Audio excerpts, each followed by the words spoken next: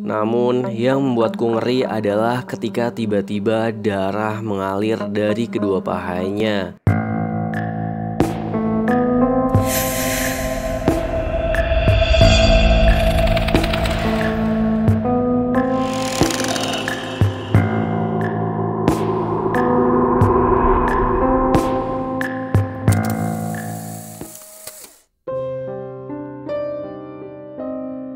Sudah 7 malam berturut-turut aku melihat wanita itu dalam mimpi. Setiap kali aku melewati sebuah rumah joglo dengan pelataran yang luas, wanita itu ada di sana, sedang menggendong bayi sambil bersenandung. Wanita dengan paras ayu dan rambut sebahu, selalu tersenyum tiap kali kami bertemu pandang. Namun yang membuatku ngeri adalah ketika tiba-tiba darah mengalir dari kedua pahanya, dan kian lama kian deras. Aku sangat ingin menolong, tapi aku hanya mampu terpaku dari kejauhan. Dan kemudian aku terbangun. Aku tidak mengerti mengapa wanita itu sudah 7 malam ini selalu muncul di mimpiku. Yang jelas aku yakin ini bukan hanya kebetulan. Pasti ada maksud tertentu yang harus aku pecahkan. Kuputuskan mendatangi kawan lama si Bogel, begitu panggilannya. Kawan lama SMK, sudah belasan tahun kami tidak bertemu. Padahal dulu kami adalah sahabat karib, selalu bermain bersama.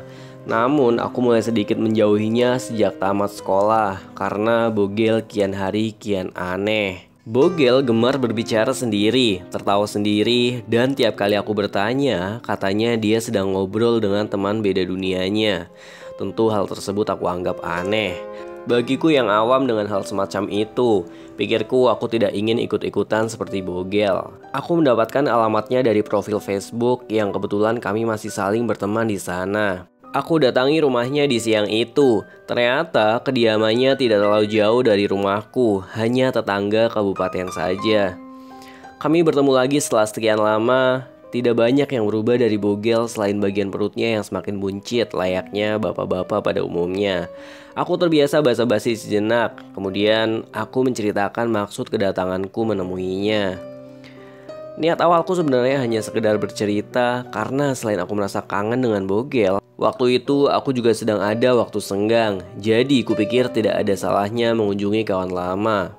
Namun respon Bogel justru tidak sesuai dengan harapanku. Aku berharap Bogel hanya akan merespon biasa saja dan menenangkanku bahwa itu semua hanyalah bunga tidur. Akan tetapi Bogel justru melihat itu adalah peringatan bahaya yang dapat membuatku celaka. Jujur, aku sangat-sangat tidak percaya dengan hal-hal mistis. Ya, kepercayaanku sebatas memang ada makhluk yang bernama jin dan setan yang hidup berdampingan dengan manusia di alam semesta ini. Karena memang begitu yang tertulis dalam kitab agamaku. Namun ketika sudah ke ranah mitos yang berpengaruh-pengaruh goib, aku cenderung skeptis dengan hal tersebut. Bukan tanpa alasan. Aku adalah seorang dokter, tentu pemikiranku sangat ilmiah dan memandang segala sesuatu dengan pikiran yang rasional. Mulai saat ini kamu harus benar-benar hati-hati, Bran. Ini orang tidak main-main. Kamu dijadikan sasaran oleh Mbah Buyutmu, ucap Bogel antusias. Sampai detik itu aku masih belum mampu mencerna ucapan Bogel. Tidak habis pikir, untuk apa Mbah Buyut bahkan aku tidak pernah bertemu menjadikanku sasaran. Dan dijadikan sasaran apa? Mengapa harus aku? Aku mendesak Bogel untuk mengatakan dengan jelas. Dia kemudian bangkit dan masuk ke dalam kamarnya. Tak berselang lama ia kembali dengan membawa sebuah kalung berwarna hitam dengan gantungan bentuk keris. Ini bawalah. Sebenarnya ini ajian terakhirku untuk menangkal segala hal mistis yang tidak baik. Tapi daripada temanku dalam bahaya, mending bawa kamu dulu aja.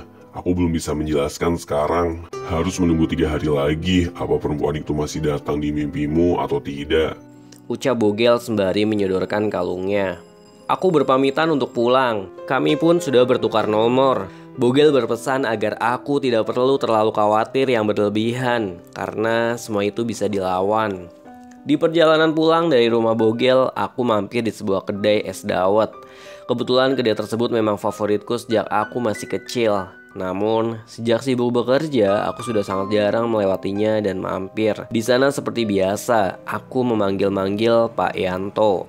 Karena memang kedainya sedang sepi dan Pak Yanto tidak terlihat, mungkin sedang di belakang. Yang muncul justru anak kecil laki-laki mungkin berumur sekitar 5 tahunan. Masih sangat mengemaskan dan pintar. Mbah masih sholat asar.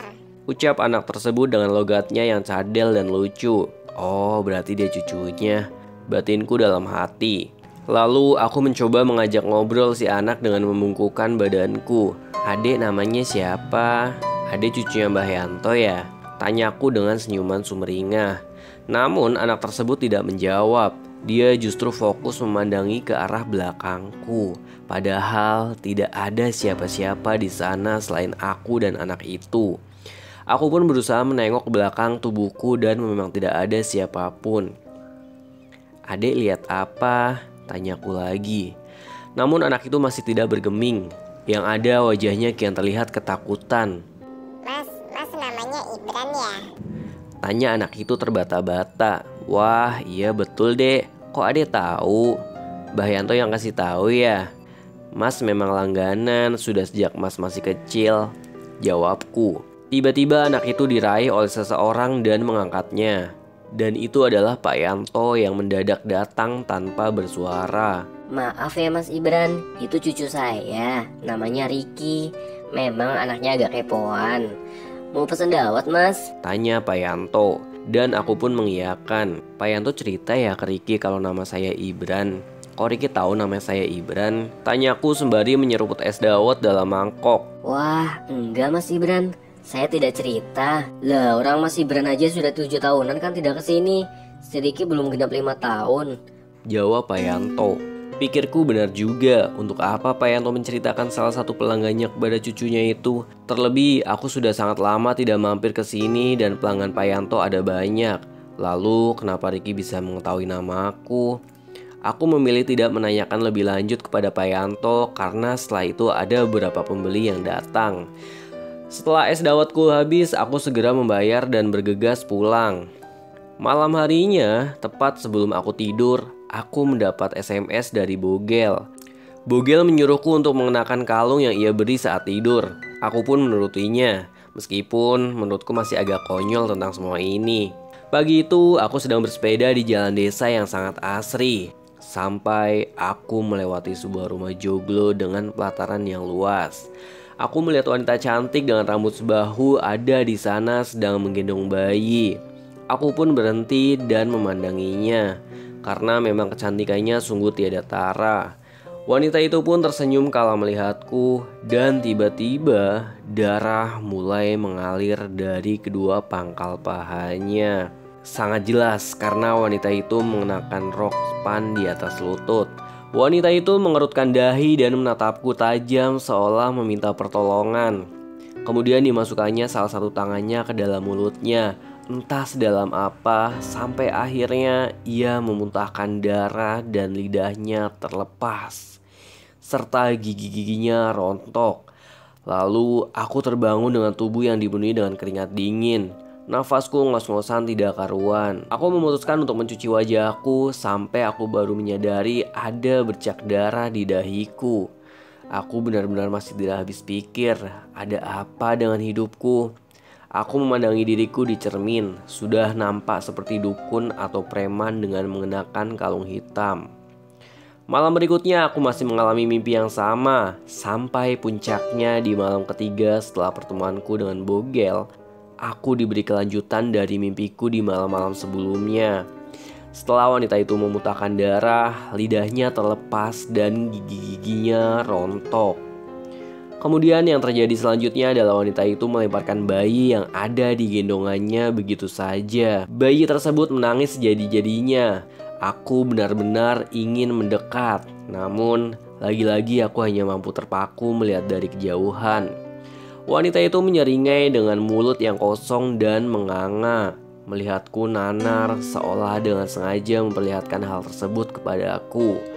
Aku terbangun dan makin terkejut ketika aku merasakan ada sesuatu di bawah kakiku karena aku menggunakan selimut. Aku coba buka perlahan selimutku dan itu adalah kali pertama aku berteriak histeris karena melihat setan. Wanita yang ada dalam mimpiku sedang tersenyum lebar di bawah kakiku dengan pakaian yang sama persis seperti di mimpi. Bedanya saat itu wajahnya sudah tidak cantik lagi. Wajahnya hancur seperti tercabik-cabik kuku-kuku tajam. Aku berusaha beristighfar berkali-kali dan membaca ayat kursi. Di saat itu pula aku baru mengetahui betapa penakutnya aku sebagai seorang laki-laki tulen. Karena aku menutupi wajahku dengan kedua telapak tanganku. Sampai saat aku membuka tanganku, wanita itu sudah menghilang. Namun ia masih meninggalkan bercak darah di ujung sprayku. Jam menunjukkan pukul 2. Aku memutuskan untuk menunaikan sholat tahajud sembari menenangkan hati dan pikiranku. Keesokan harinya aku meminta bertemu dengan Bogel karena aku rasa gangguan ini sudah tidak pada taraf wajar lagi. Karena wanita itu sudah sampai berani menampakkan diri dan bahkan meninggalkan jejak di dahiku. Kami pun bertemu pada malam harinya karena seharian full aku harus bekerja terlebih dahulu. Wah, ternyata yang aku khawatirkan terjadi. Padahal harapanku bukan hal yang seperti itu. Tapi kok ternyata benar seperti itu.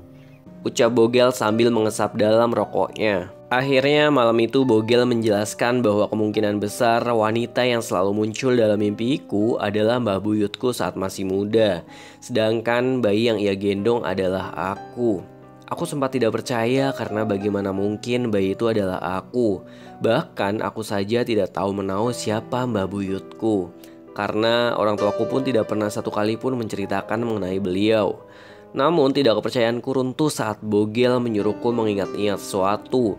Saat wanita itu menjatuhkan bayi dalam gendongannya. Apakah aku sama sekali tidak melihat ada orang lain di sana? Aku pun mencoba mengingat-ingat mimpi itu lagi. Karena memang mimpi itu sangat mudah terlupa bahkan ketika kita baru terbangun.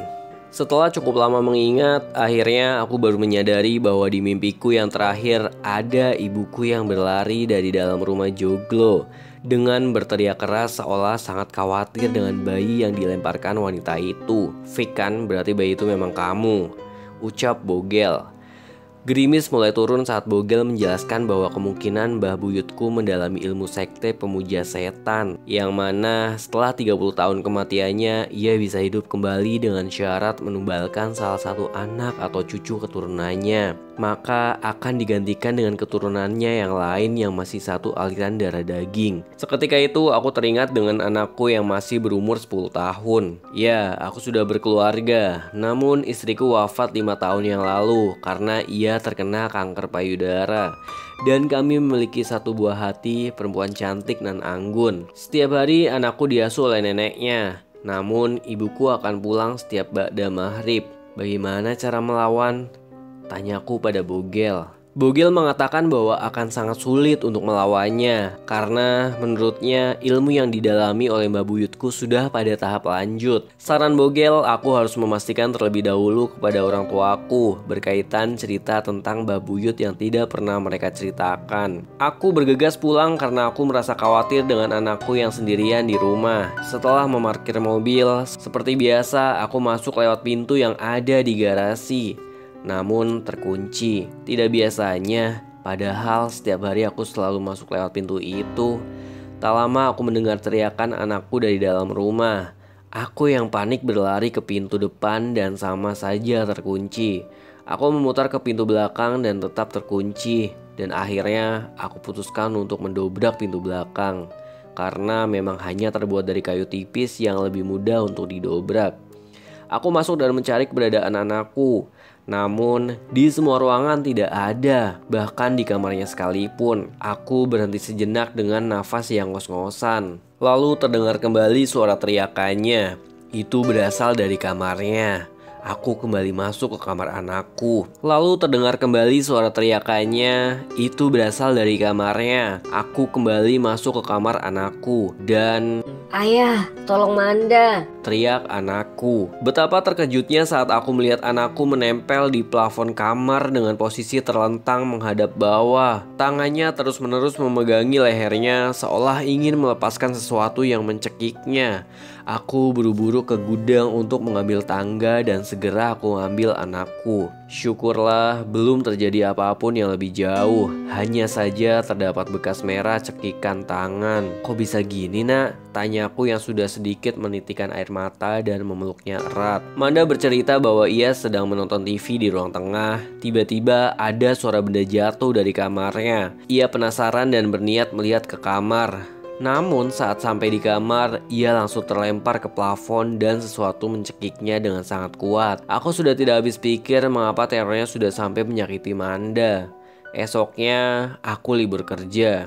Saat ibu datang, langsung aku sergap dengan banyak pertanyaan mengenai Mbah Buyut. Awalnya, ibu enggan bercerita. Katanya menceritakan seseorang yang sudah lama wafat tidak boleh. Namun, akhirnya aku memberitahu ibu tentang apa yang aku dan Manda alami. Karena kaget dan takut, ibu pun bersedia untuk bercerita. Inti ceritanya seperti ini. Dulu waktu kamu masih bayi, Mbah Buyutmu itu sudah lagi sakit-sakitan. Cuma bisa berbaring di ranjangnya, sudah tua renta. Waktu itu bapak sama ibu memang masih tinggal di rumah Mbah Buyutmu. Kakek nenekmu juga masih tinggal di sana. Sampai pada suatu malam, Mbah Buyutmu seperti sudah tiba di ujung waktunya. Dia bertindak sangat gelisah di kasurnya dengan menggesek-gesekkan badannya dan berusaha melepas seluruh bajunya. Kami sekeluarga sudah ikhlas karena memang sudah sangat tua. Namun sampai berjam-jam Mbah Buyut tidak kunjung wafat. Dan mbahmu, ayah dari ibuku bilang mungkin Mbah Buyut memakai susuk yang membuatnya menjadi sulit untuk meninggal. Kami pun memanggil orang pintar di desa yang istilahnya kalau sekarang itu dukun. Dukun itu membantu melepaskan susuk Mbah Buyut. Ia nampak sangat kesakitan. Dan tepat setelah susuk terlepas, Mbah Buyut pun sampai pada waktunya. Dan saat itu juga kamu yang sedang tertidur lelap di kamar ibu menangis jadi-jadinya. Dukun itu kaget dan bertanya, "Di rumah ini ada bayi?" Ibu jawab, "Iya, itu anak saya." Dukun itu mewanti-wanti bahwa ibu harus berhati-hati karena Mbah Buyut mengincar kamu. Sebaiknya ibu segera membawa kamu pergi jauh dari desa. Kan tetapi dia tidak menjelaskan lebih lanjut mengincar yang bagaimana. Karena ibu dan bapakmu takut, esoknya kami langsung memutuskan pindah ke kota dan memulai hidup baru di sini. Kami memang sepakat tidak menceritakan Mbah Buyut ke kamu karena kami takut hal itu justru akan mengikuti kita sampai ke sini. Ternyata benar dugaan Bogel. Kemarin sesaat sebelum aku pulang, Bogel sempat berpesan jika memang hal yang ia takutkan itu benar terjadi, maka aku harus memperbanyak zikir dan wirid. Itu yang utama. Namun hal semacam itu tidak dapat dilawan hanya dengan pondasi agama saja, kata Bogel. Mulai malam itu aku menyiapkan sebuah kendil berisi air kembang, mawar, melati, dan kantil dengan dupa di atasnya. Aku letakkan kendil tersebut di pojok-pojokan rumah. Di malam pertama, aku tidak lagi didatangi wanita itu di dalam mimpi. Namun semua kian parah di malam-malam berikutnya. Tepatnya saat aku menerima jam kunjung pasien ke rumah. Secara terang-terangan pasienku bertanya, "Dokter udah mau nikah lagi ya, Dok? Kok ada wanita cakep tuh di ruang tamu? Tadi sih sempat saya tanya, tapi ditanya sombong gak mau jawab." Aku bergegas ke ruang tamu dan tidak ada siapa-siapa di sana. Mbak mungkin salah lihat kali. Di rumah saya cuma ada saya dan anak saya. Dan saya belum berniat untuk menikah lagi. Tapi si pasien masih ngeyel dan bersumpah ia tidak mungkin salah lihat. Setelah pasienku pulang, aku duduk termenung di ruang praktekku. Dan tidak sengaja mataku menangkap seorang tengah berbaring di ranjang pasien yang biasa aku gunakan untuk memeriksa. Namun ranjang tersebut memang tertutup gorden tipis tembus pandang. Siapa itu? Batinku. Namun aku laki-laki, tidak boleh jadi penakut. Pelan namun pasti aku coba buka gorden itu. Dan yang pertama aku lihat adalah kaki penuh borok serta darah segar yang mengalir. Belum sampai terbuka penuh gorden itu, tiba-tiba wanita itu bangkit. Dia terduduk saat itu. Kami bertemu pandang dengan terpisahkan oleh gorden. Wajahnya sangat-sangat pucat. Ya, dia masih wanita yang sama seperti di mimpiku. Dia melihatku sangat sadis. "Sini nak, jangan takut dengan aku ini Mbah Buyutmu," ucapnya dengan wajah datar dan tentu saja menyeramkan. Tak lama wanita itu tertawa melihatku matung dengan tubuh gemetar. "Sekuat-kuatnya kamu melawanku, gak akan bisa," ucapnya lagi. Malam itu bagikan mimpi buruk bagiku, karena wanita itu menyayat lenganku dengan kuku-kuku tajamnya. Aku hanya mampu bungkam dengan rasa takut setengah mampus. Anehnya, sepersekian detik kemudian wanita itu menghilang. aku membersihkan luka sayatan dengan alkohol, kemudian membalutnya dengan perban. Sayatannya pun cukup panjang, sekitar 9 cm. Namun yang membuatku ngilu adalah kedalamannya yang sampai membuatku bisa melihat daging yang kemerahan.